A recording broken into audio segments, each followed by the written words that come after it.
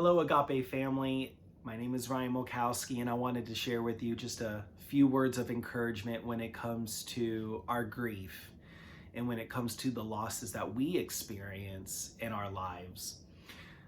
We, as professional caregivers, are tasked with a monumental responsibility, and that responsibility is to ensure that we provide the utmost care to our patients and families in need. Our patients are going through the most difficult time of their lives, and that is the end of their lives. Our patients are terminal and more likely than not will not get better. And for most of them, they will die on our service and they will transition from this life to the next. And that leaves in its wake families that are grieving and that are mourning the loss of their loved one. But a lot of times we forget as professional caregivers that we too grieve our losses. Well, you're saying, Ryan, that patient, that person that I took care of is not a grief. It's not a loss because this wasn't a family member. This wasn't a close friend. This wasn't a loving neighbor that I knew or somebody that I grew up with.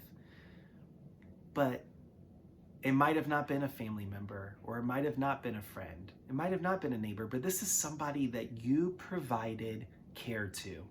This is somebody that you poured your body and your mind and your spirit into because you knew that they needed you.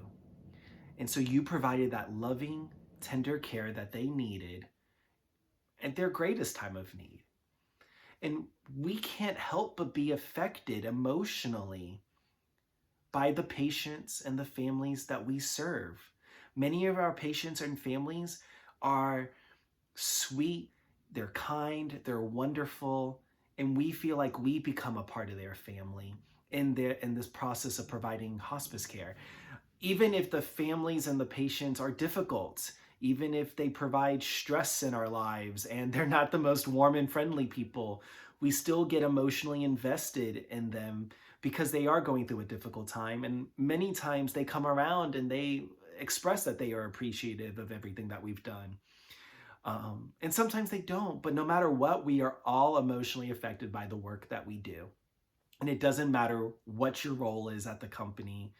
When you provide care to a patient who is in the dying process and to the families who are grieving the loss, both before the death and after the death, you can't help but be affected. It's going to rest on your heart. It's going to rest in your mind.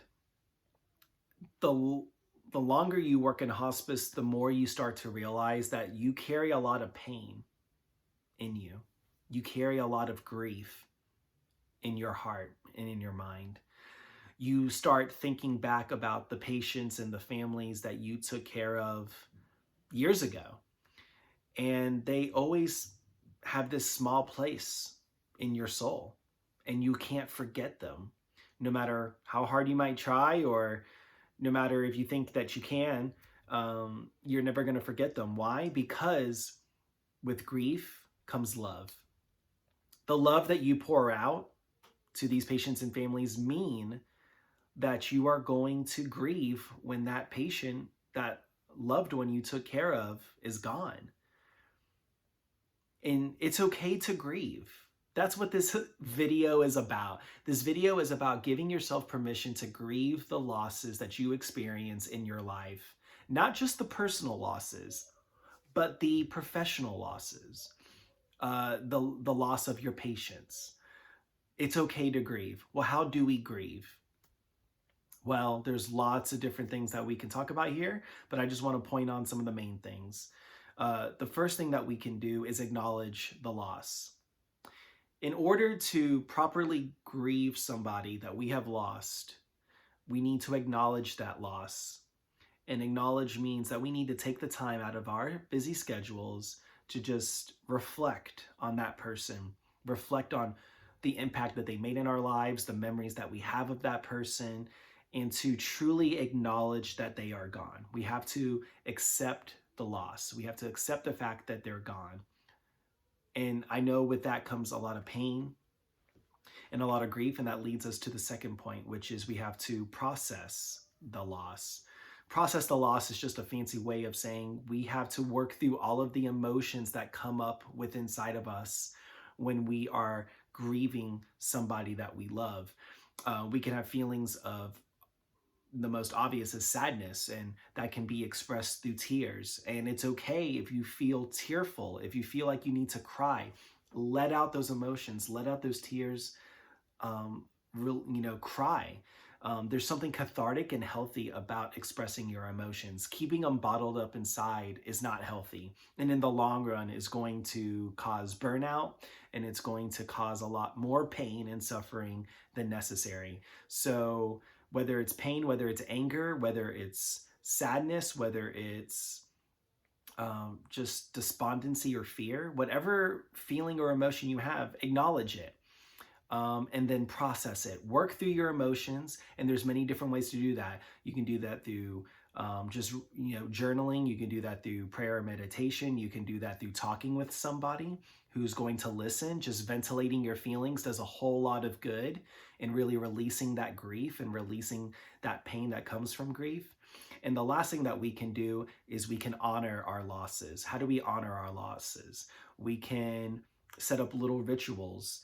And you're saying, well, what kind of ritual do I do with losses? Well, we all practice rituals as a society, the funeral being the main ritual that we practice.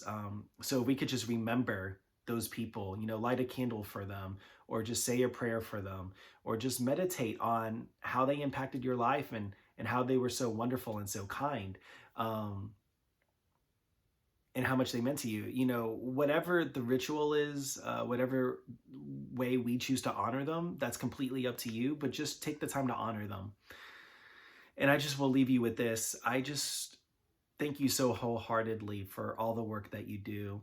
And make sure that if you ever need to talk to somebody, if you're dealing with a lot of pain, if you just need someone to just care for you and show you some love, reach out to your chaplain team. We are here for you, and we love you, and we love our Agape family. Thank you so much.